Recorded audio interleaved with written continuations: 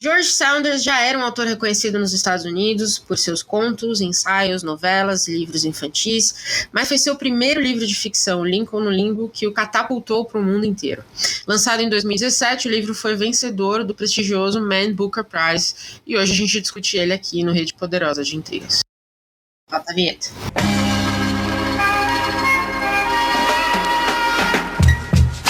Pois muito bem, começando mais um Rede Poderosa de Intrigas, esse podcast maravilhoso que começa na literatura e a gente nunca sabe onde vai parar.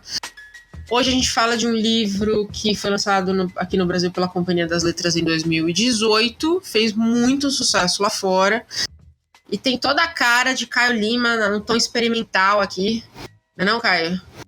Com certeza. Todo aquele ritmo, aquele climão que você gosta. Estamos aditivados para essa conversa aqui hoje. Lincoln no Limbo é o tema do nosso podcast de hoje. A gente quer falar um pouquinho sobre como esse livro chegou ao Brasil e por que vale a pena a gente conversar sobre ele.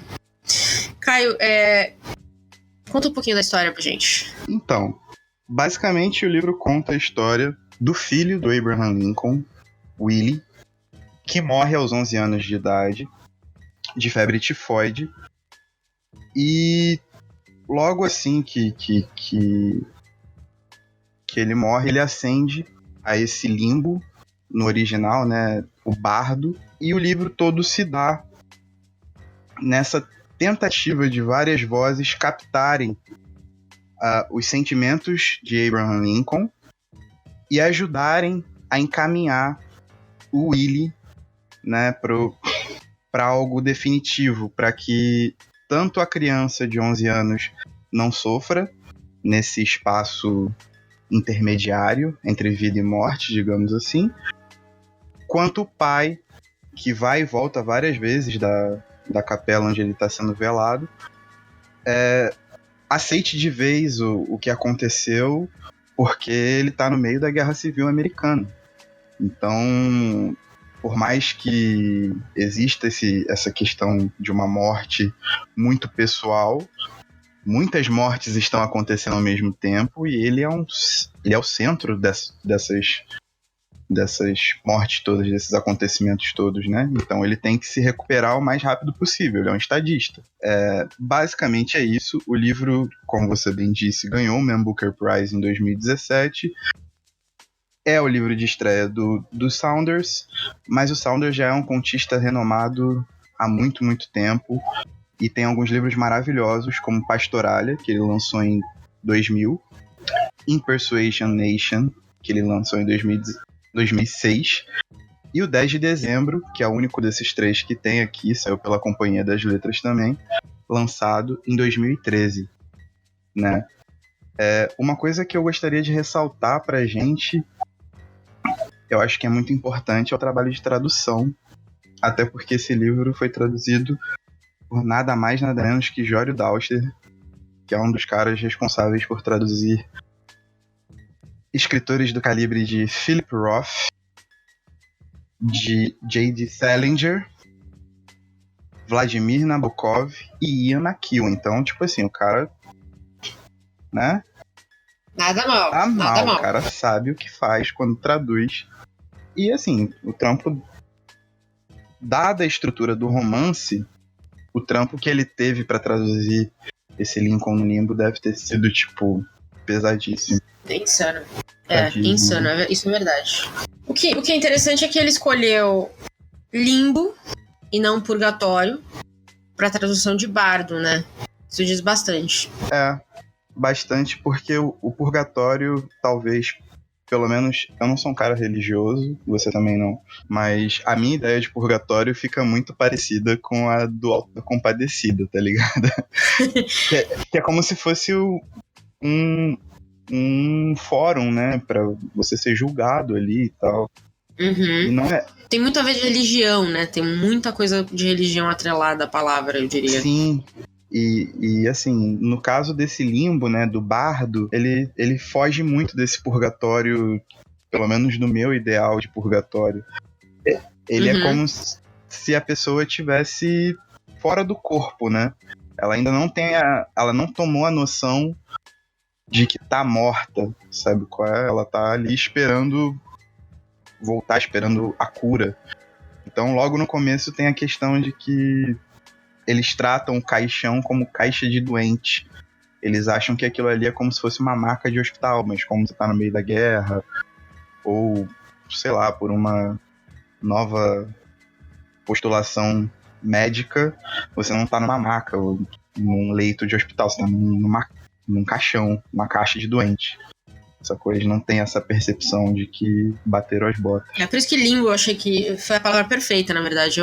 Depois, quando você entende porque uma coisa da estrutura, inclusive você começou a ler antes de mim, você falou, ó, só avisando que a estrutura é bem diferente, tem que pegar o ritmo pra você entender.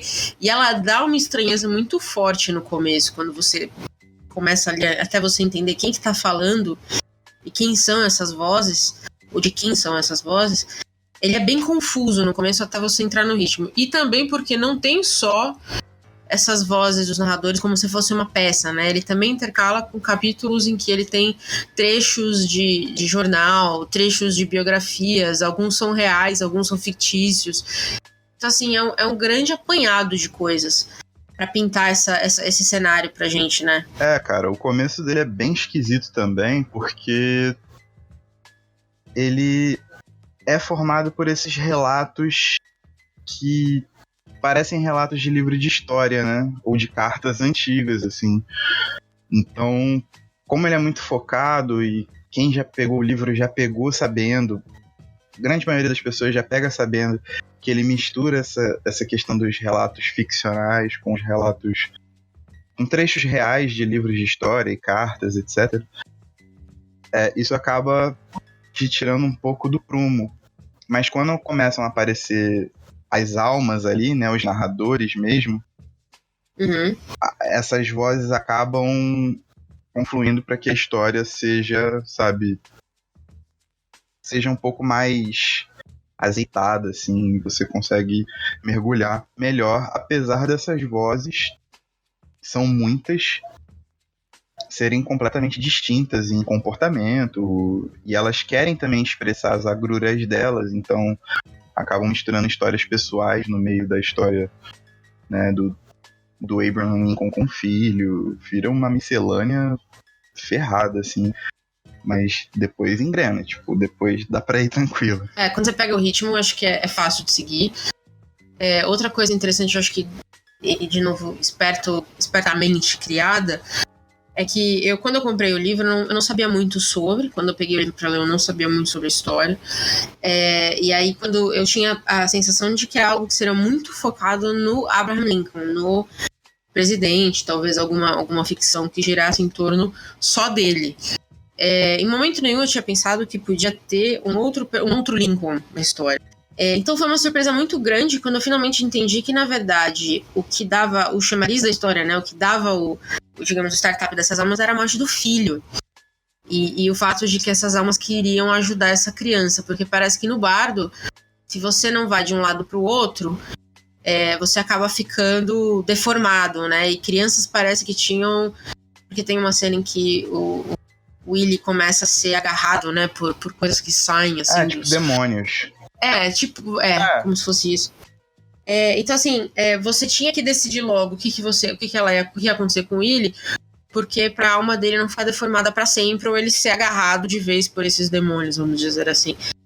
Então é tudo muito interessante quando você começa a entender a cena real, porque eu tava esperando de verdade ler algo sobre o presidente. E na capa a gente tem essa colagem do presidente.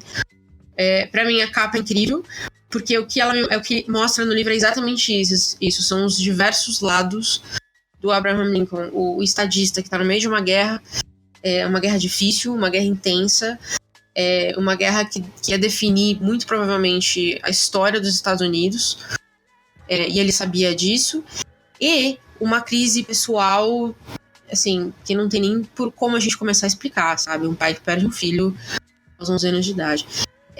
Então é muito interessante você ver esse paradoxo de um homem que muitas pessoas dizem que foi, né, um dos melhores presidentes dos Estados Unidos. Ele é talvez um dos homens mais amados dos Estados Unidos. Ele é um personagem da história muito forte, e a gente esquece que ele teve um preço pessoal também muito alto. Ele pagou no meio de tudo isso. Cara, eu acho que A gente pode até comentar isso mais pra frente, porque ele ajuda muito na questão da mitologia do próprio Abraham, né? Porque essas figuras históricas, ainda mais num país que sofre basicamente dos mesmos problemas dos nossos, vide as situações extremas pelos quais os países passam socialmente, tende a apagar muito rápido as histórias e querer introduzir nuances completamente revisionistas e nem de mau gosto, né? De mau caráter mesmo. Mas isso é uma coisa que o livro traz também. Traz. Porque quando você lê a história, tem muitas interpretações diferentes da cor do olho do cara, entendeu? Ou até de como foi a noite que o Willie morreu. Porque enquanto o menino morria, estava rolando uma festa na Casa Branca. Então, até disso tem várias interpretações. Então, a história nunca tem um lado só, né? Acho que isso é... Então... Isso ele deixa bem claro. É isso que eu acho que esse livro veio ressaltar. Tipo, ele mexe com a mitologia do Abraham justamente por ele levantar que a história é formada por milhares de nuances e que é um trabalho que a gente tem que ter, né, como cidadão, etc., como leitor, no caso do Lincoln no Limbo particularmente, é essa questão de você se posicionar de forma a tentar captar esses nuances para tentar valorar o seu juízo, né? Então, nada tão estabelecido, nem tão recortado assim, a modo caralho, igual estão fazendo. Eu acho que isso reforça muito, até porque bom, são discussões em voga, eu acho que a gente já cansou de bater nisso aqui, nesse ponto. Mas na questão dos narradores, que você havia falado, e essa intensidade do discurso e de como a história desses narradores os afeta no Limbo, existem 3 principais que eu acho que é bom falar, que é o Hans Wollmann, que ele é um cara mais velho, casou com uma mulher bem mais nova, e na hora de consumar o casamento ele morreu. Né? Na hora que ele ia transar, ele morreu. Então ele foi pro Limbo normal, com exceção que ele tinha um pênis gigante ereto e aquilo ali era tipo um bagulho que ele não poderia... Era uma deformação dele, era a deformação dele. E ele carrega aquilo pra sempre. No Limbo, no caso. Você tem o Roger Bevins III, né, o Roger Bevins III, que ele era um gay, tava num relacionamento, foi rejeitado, porque o parceiro dele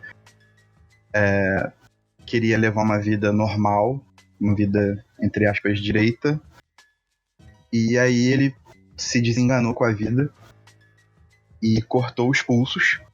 Só que quando ele estava morrendo, ele se arrependeu e ele começou a sentir que o mundo era bom, as sensações, né?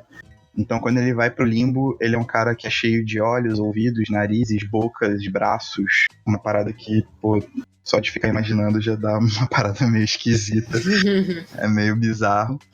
E tem o reverendo Everly Thomas, que ele é meio que a voz da razão do livro, só que ele vive com cara de assustado, assim, com o olho arregaladão, com a boca meio aberta. Sabe, cara, aquele cara que toma um susto mesmo. E ele acaba arrastando aquilo pro Limbo. O que eu tava comentando com você sobre esses personagens, todos os personagens, na verdade, do Limbo, basicamente, é que quando você lia sobre eles e as deformidades e como eles eram, digamos, representados no Limbo, me lembrou muito o retrato de Dorian Gray, né? Então, quando eles morreram, ou algo na vida deles representava o que eles foram em vida, ou algo que aconteceu com eles enquanto eles estavam vivos. É bem interessante de você ver que digamos, a alma, né? Não sei se a gente pode chamar assim, porque é uma palavra que não é usada em momento nenhum, acho, do livro, mas a alma deles meio que assume uma forma monstruosa, assim, um negócio bizarro, mas que reflete exatamente o que eles eram, ou quem eles eram em vida. Me deu uma vibe muito, muito Dorian Gray. Na real, elas refletem os traços que eles deixaram, ou tipo assim, é como se eles tivessem sido penalizados por aquilo que eles deixaram de crer ou do que eles abusaram em vida. É como se fosse uma penalização, sabe qual é? Tanto que mais ao fim isso é revertido de certa forma. Então, tipo, eles carregam aquilo no limbo com eles. É como se fosse uma doença. A questão da caixa de doente e tal, eu acho que tipo, eles acabam carregando aquelas deformações todas, tendo em vista que eles precisam buscar a cura disso. O grande problema é que eles não sabem onde está essa cura, ou o que é essa cura. Até porque não existe, né? Eles estão mortos, ponto final. Talvez a cura seja justamente assumir a condição deles, eles descobrirem e assumirem a própria condição. E aí que é o elo do Willy, né? O Willy é a grande chave mestra para desenrolar essas histórias todas. Eu acho que essa parte de circunvolução do enredo, eu achei isso tão bem montado, cara. É de uma sutileza tão grande o que ele faz, mas eu achei muito foda isso. E a leitura ela vai se completando, né? É meio que acho que até por a gente ter tantos narradores, porque esses três são os principais, mas tem muitas outras vozes que a gente vai ver aqui na história. Alguns que estão diretamente ligados ao caso do Willy, outros que não, que são meio tangenciais, assim. E aí a gente tem uma visão melhor do que acontece exatamente no limbo, né? Quando eles caminham pelo limbo, né? Eles vão encontrando personagens, então, tipo, tem prostitutas, escravos, generais, patricinhas, donas de casa. Tem tudo quanto é tipo de gente. E todas elas, basicamente, sofrem de deformações muito graves, né? Então, tipo, isso é muito sensível, assim. E aí o Lincoln, na verdade, os vivos, né, são os únicos que não sofrem essas deformidades, obviamente. Eles também não veem o limbo, né? O limbo é como se fosse uma outra dimensão. Então, quando o Lincoln vai visitar o filho, ele não sabe tudo o que está acontecendo ao redor dele, tem muita coisa acontecendo. Então, quando ele entra na capela, tem uma cena que eu acho muito, muito interessante, é que ele entra na capela e todo mundo vê o que está acontecendo, assim, vira uma multidão em volta, mas o Lincoln tá, de fato, no mundo dele, ele tá sozinho. E aí, uma coisa que puxa muito essa história, que acho que até pro leitor entender o nível da dor do Lincoln, né? Porque é essa dor que mantém meio que tudo acontecendo, né? Tudo meio que é narrado do ponto de vista dessa dor, se você pensar, né? Porque é o pai que volta na capela para ver o corpo do filho algumas vezes, que dispara nesses narradores a necessidade de ajudar, digamos assim. E porque o Lincoln faz o que ninguém nunca fez, que é abraçar um corpo morto, né? E eles ficam chocados quando isso acontece. Eu acho que aí entra a questão desse amor entre pai e filho extremamente forte, essa ligação, dado todos os sentimentos possíveis, né? Porque a gente nunca sabe, quer dizer, a gente até sabe de certa forma, mas é um saber tangencial. Qual o tamanho da culpa que o Lincoln carrega, justamente por ter dado um mega jantar enquanto o filho agonizava no quarto dele, sabe? Sim. A culpa que ele carrega porque, ao invés de estar cuidando do filho, ele estava tomando decisões de Estado. E o quanto de sangue ele carrega nas mãos, isso é até falado algumas vezes durante o livro, porque, né, ele era um dos cabeças da guerra. Então, eu acho que quando ele vê a proporção dessa dor e a questão de ser uma criança, né, uma criança não sabe o lugar dela no mundo direito, é completamente perdida. Aí essa criança olha o pai sofrendo dessa forma. Aí, tipo, gera uma comoção geral, assim, vira uma parada absurda. Parece que, naturalmente, essa pureza do amor gera um sentimento de reconciliação com tudo aquilo que essas, entre aspas, almas tinham esquecido aqui na Terra, saca? Eu acho que é uma parada mais ou menos assim. E aí eles partem pra grande ajuda e tal, e viram um grande épico anárquico. Sim. Revertendo a ordem das coisas, né? Total, assim. É bem assim, o livro tem momentos até divertidos, considerando o tema que é pesado. Tem umas cenas que dá até pra dar risada, sabe? Quando as almas saem correndo pra tentar atrapalhar não sei do que lá, pra trazer o Lincoln de volta, e elas tentam segurar ele de alguma maneira. Tem umas cenas que às vezes, e a narração do livro é tão rápida, você lê realmente quase como uma peça, né, de teatro, de uma cena atrás da outra, seguidamente, assim. E eu acho que tem algumas cenas que são um pouco aquele alívio cômico, sabe? Porque a gente precisa, em alguns momentos, desse alívio, porque tem outras cenas que são muito, muito pesadas. E eu acho que ele faz isso muito bem. Sim, isso é uma coisa até que o Saunders falou numa entrevista que eu li, e ele tava num velório, e assim que ele saiu do velório, ele viu um palhaço todo desconjuntado no meio da rua, fazendo merda, assim, tipo um Krusty da vida dos Simpsons, sabe? Uhum. E aí ele meio que se deu conta de que, tipo, a tragédia, o humor, a morte, tudo isso anda junto, sabe? Então, tipo, não tem como você só escrever uma parada triste, sendo que você criou um universo tão bizarro igual você criou, né?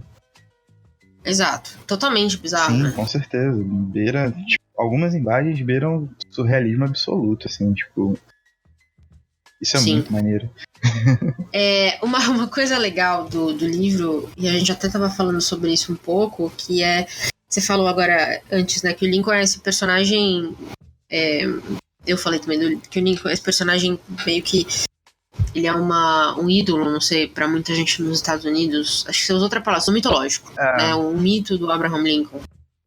E esse livro, ele agrega mais uma pecinha, por mais que seja uma ficção muito bizarra e surreal, acho que é uma palavra muito boa para descrever o livro, ele coloca mais uma pecinha nisso, né?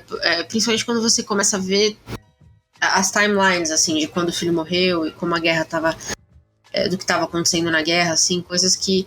Eu, pessoalmente, que já li bastante coisa sobre o Lincoln e sobre a Guerra Civil, que são assuntos que me interessam, e tem muita coisa sobre ele, e sobre a guerra especificamente, sobre o trabalho do Lincoln, essas coisas todas... eu nunca tinha colocado essas duas timelines juntas, sabe? Da perda do filho com a guerra. A gente sabe o que aconteceu, mas acho que eu nunca tinha visto tanta ênfase na dor do homem versus o estadista. Sim, existe uma tendência também a gente desumanizar um pouco as pessoas, né? Tipo, tirar algumas nuances importantes dela. E aí é que eu de certa forma... Não defendo, né, mas eu corroboro com a ideia de que esse livro ajuda a reacender a figura de Abraham Lincoln, né, essa figura mitológica para o estadunidense, com novas nuances, assim, você tá vendo o homem por trás do estadista. Mesmo que seja completamente fictício, apesar da história ser baseada, né, a morte do Willie realmente aconteceu, você começa a pensar, tipo, em várias questões, em como você lidaria com elas, né? Aquele poder da literatura de você se justapor a situações, se justapor ao outro, né? Para poder tentar entender um contexto e isso já acaba gerando, de certa forma, uma sensação de gravidade sobre as coisas, você se sensibiliza, né, com as nuances. E eu acho também que tem partes da história que, quando você entende o lado pessoal de quem passava por aquilo, dá uma conotação um pouco diferente, né? Eu comentei com você que eu tava lendo o Gettysburg Address, que talvez seja o discurso mais famoso do Lincoln durante a guerra, e é um discurso curto, e tem uma parte do discurso onde ele fala muito sobre os caídos, né, os que morreram. E ele fala que ele espera que os que morreram não tenham sido em vão. Não tenham morrido em vão. E é muito interessante porque você lê aquilo sabendo da história da guerra, você só imagina que ele está falando dos soldados que morreram. E aí, a partir do momento que você começa a cruzar essas timelines da vida pessoal dele com o estadista, na verdade, ali na guerra, ele pediu que o povo americano pagasse um preço alto. Muita gente morreu. Não foi uma guerra fácil. E aí ele também pagou um preço que eu acho que ele não esperava. Então, quando ele fala que aqueles que têm morrido durante a guerra, que não tenham morrido em vão, a gente sabe que ele está falando dos soldados, mas a gente também sabe que ele teve uma perda muito pessoal. Então, esses discursos ou essas atitudes que antes a gente só conseguia ver pelo lado estadista, e eu li muito sobre Lincoln, eu conheço do Lincoln mais o lado estadista mesmo, ganhou uma conotação um pouco diferente. E ele faz isso de uma maneira muito, muito sensível no livro, sabe? Ele dá a entender algumas coisas, ele dá a entender que o Lincoln seria um homem mudado depois da morte do filho. Mas isso é uma coisa que a gente pode imaginar de qualquer pai que perde um filho, né? Ou seja, não é uma ficção, mas você consegue fazer essa ligação, porque é natural, é algo que o que ele está falando aqui pra gente é ficcional, é baseado numa história real, mas que a dor que permeia toda a história, ela é muito real, e a gente reconhece isso. Acho que é isso que você falou, é a empatia da gente entender que realmente um pai que perde um filho, ele vai ficar desnorteado. O problema é que o Lincoln não tinha esse privilégio. Ele não podia ser um homem desnorteado porque ele estava liderando um país. E é a loucura porque durante o livro o Saunders vai dando uns toques, porque tem uma hora que ele forma a figura da guerra em si, dizendo que, tipo, o Abraham tinha que acabar com essa guerra porque muitas pessoas estavam morrendo e ele estava carregando aquelas mortes nas costas. E do jeito que é colocado, num primeiro momento, num primeiro plano, você é levado a pensar que nesses relatos todos eles estão querendo falar o seguinte, tipo, essas mortes todas que aconteceram são tão importantes quanto a do seu filho. Exatamente. Só que num segundo momento, sei lá, 5 capítulos depois, e quando eu falo de 5 capítulos, são 10 páginas, porque os capítulos são muito curtos. Uhum. Eles apresentam os argumentos de que a guerra deveria acabar porque o filho morreu, e isso é uma pressão muito grande, e ele já tinha perdido a guerra quando tinha perdido o filho, sabe qual é? Então, tipo assim, não que ele estivesse ignorando as 3.000 pessoas, mas ele joga um outro peso pra morte do filho. E você fica meio que se perguntando, tipo, mano, se eu tivesse um filho, sabe qual é? Como é que eu ia reagir nessa situação, manja? Uhum. Da mesma forma que várias questões até sobre os encaminhamentos de Deus. Tem hora que você é levado a crer que Deus é um ser justo, misericordioso, e que tudo que está acontecendo é por um desígnio dele, e ele é Senhor de toda a razão. Tem hora que você é levado a crer que Deus é um déspota, manja. E eu acho que todo esse conjunto de coisas, eles ajudam a formar esse pensamento do quão complexas são as situações que são imputadas a algumas personalidades que estão em cargos de liderança, de poder, etc. Parece até um coach falando, né? Mas é verdade. mas tipo, o cara, ao mesmo tempo que ele estava ali, provavelmente no momento mais triste da vida dele, velando um filho muito novo, invertendo a ordem das coisas, né? Na verdade, ele que deveria morrer, o filho velá-lo, né? Na ordem natural, ele era muito mais velho. E ao mesmo tempo você é acusado de ter o sangue nas mãos de, sei lá, 3.000 pessoas que já haviam morrido até aquele ponto na Guerra Civil. Então, cara, olha que bizarro. Mas da mesma forma, se ele não prossegue com a guerra, ele seria responsável pela perpetuação de um sistema escravista. Então, eu acho que esse pra mim é o viés mais interessante do livro. Eu não vi muita discussão especificamente religiosa na história em si. Acho que ele fez muito bem em deixar essa parte do debate de fora, porque senão ia meio que deixar a história em si meio que perdida numa coisa maior.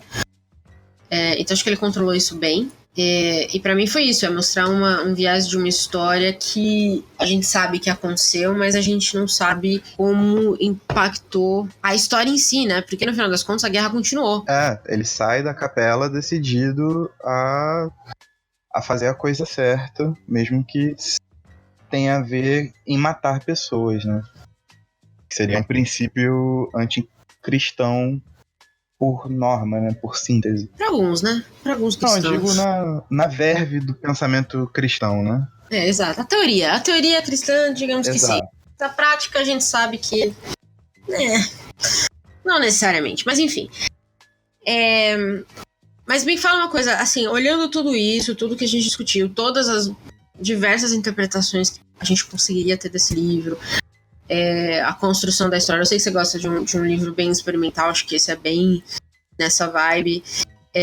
Você gostou do livro? Você acha que é uma obra que vale a pena a gente recomendar para as pessoas? Cara, acho que é uma obra que vale bastante a pena ser lida. Eu amo o trabalho com polifonia, né? Então aqui, o que não falta são vozes diferentes. Se eu não me engano, eu até anotei aqui, são 166 no audiobook, né?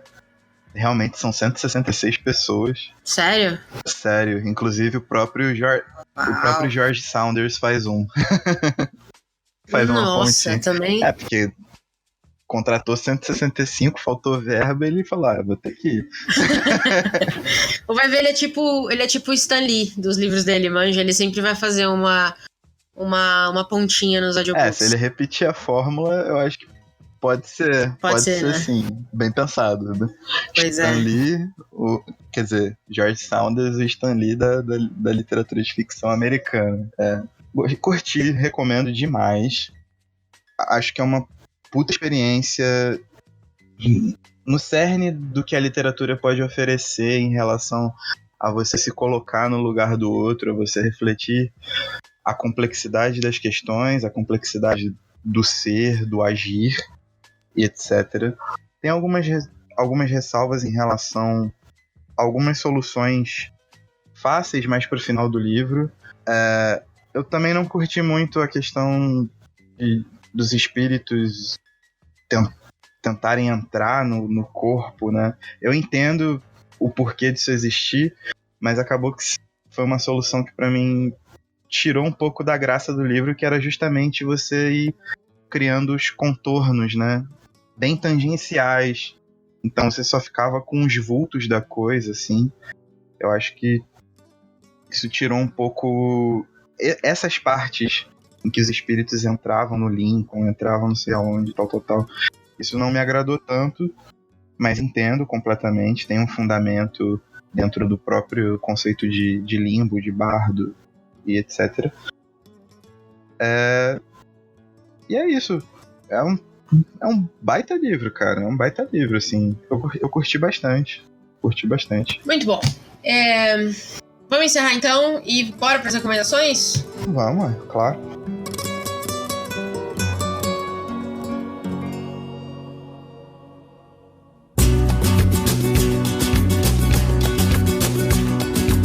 Por el camino del desierto, el viento me despeina, suave aroma de colita. Me conta então o que você além do livro, obviamente, que você acabou de falar também sobre. O que mais recomenda pra gente? Tem uma coisa boa aí que você tá lendo, assistindo, ouvindo? Cara, que eu tá rolando de bom? assisti uma das paradas mais sensacionais que eu assisti nos últimos tempos. Tá na Netflix. É uma minissérie com 6 capítulos. Cada capítulo tem em torno de 22, 26 minutos. Que é o Warning Trigger with Killer Mike. Eu vi o primeiro. Contextualizando, Killer Mike, ele é um rapper. Ele rima muito. Ele é tipo uma lenda. Ele tem um duo chamado Run the Jewels, junto com o LP. Os dois são, pra mim, hoje no mundo, eles são top 3, assim. Hoje, agora, estão lançando trabalhos, né, constantemente. E além disso, ele é um ativista, só que ele tem posições muito polêmicas, assim. Ele é loucaço mesmo. E ele fez essa série pra colocar pra fora, em ambiente social, essas teorias que ele tem. Então, por exemplo, num dos episódios, o segundo, se eu não me engano, se chama Fuck School, ou Foda-se Escola.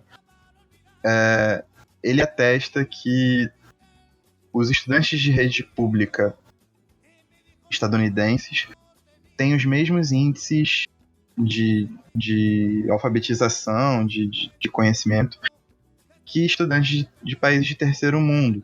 Ele começa a falar que isso acontece porque na escola não se pratica o ensino de coisas que são realmente úteis.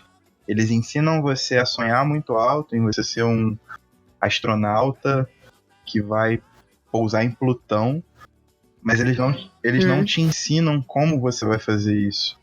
E talvez fosse muito mais útil eles ensinarem você conceitos básicos da vida, tipo, mexer com carpintaria, consertar as coisas em casa, contabilidade, essas coisas assim.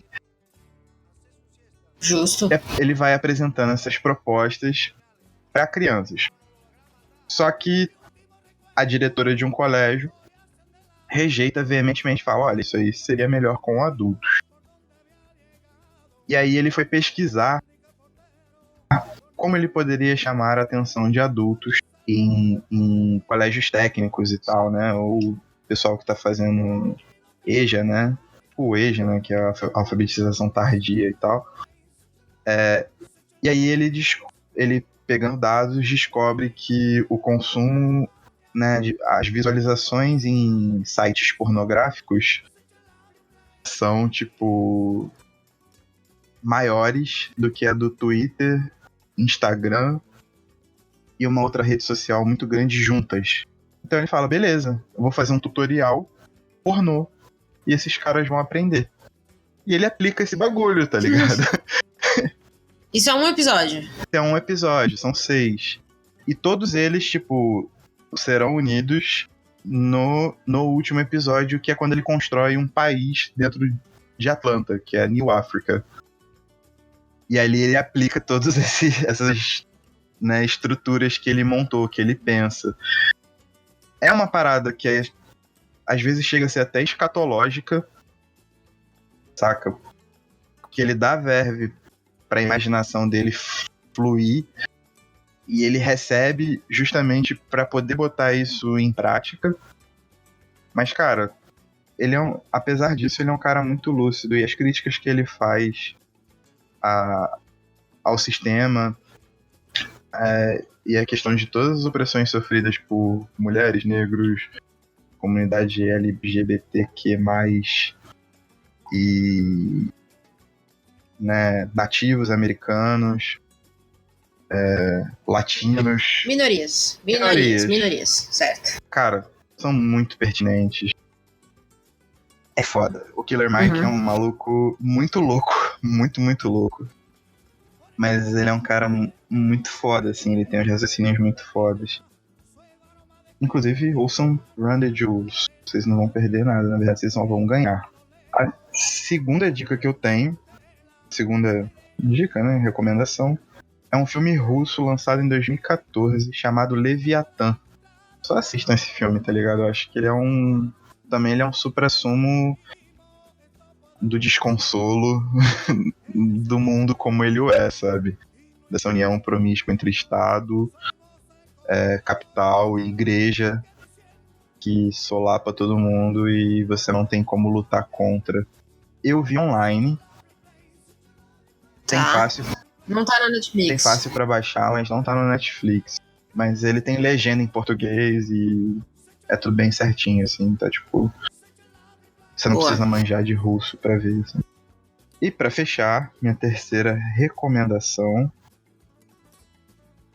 é uma releitura que eu fiz esse mês, mas é uma das paradas mais maneiras que eu li, assim, nos últimos tempos. Que é o Glaxo, do Hernán Roncino. Ele é argentino, ele vem nessa nova safra, a mesma safra da Selva Almada, de literatura latino-americana, né, esse novo boom. E o Glaxo é meio que um faroestezão argentino contado de trás pra frente.